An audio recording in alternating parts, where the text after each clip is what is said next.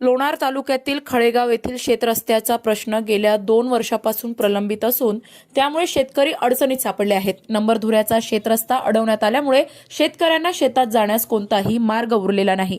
परिणामी येथील सुमारे 20 एकर जमीन लागवडी अभावी पडीत असून शेतकऱ्यांवर उपासमारीची वेळ आली आहे. या गंभीर प्रश्नाकडे महसूल प्रशासनाने दुर्लक्ष केल्याने संतप्त झालेल्या शेतकऱ्यांनी सोमवारी 9 फेब्रुवारी 2026 पासून लोणार तहसील कार्यालयासमोर आमरण उपोषण सुरू केले. यापूर्वी शेतकऱ्यांनी अनेक वेळा निवेदने दिली होती. 4 महिन्यापूर्वी तहसीलदार व नायब तहसीलदारांनी प्रत्यक्ष स्थळ पाहणी करून पंचनामा केला असतानाही अद्याप कोणतीही ठोस कारवाई झालेली नाही. प्रशासनाच्या वेळ काढू धोरणामुळे हताश झालेल्या शेतकऱ्यांनी आंदोलनाचा मार्ग स्वीकारला आहे. शेतरस्ता खुला झाल्याशिवाय उपोषण मागे घेतले जाणार नाही असा ठाम निर्धार आंदोलकांनी व्यक्त केलाय. उपोषण दरम्यान कोणतीही अनुचित घटना घडल्यास त्याची जबाबदारी तहसील प्रशासनावर राहील असा इशाराही यावेळी देण्यात आला आहे.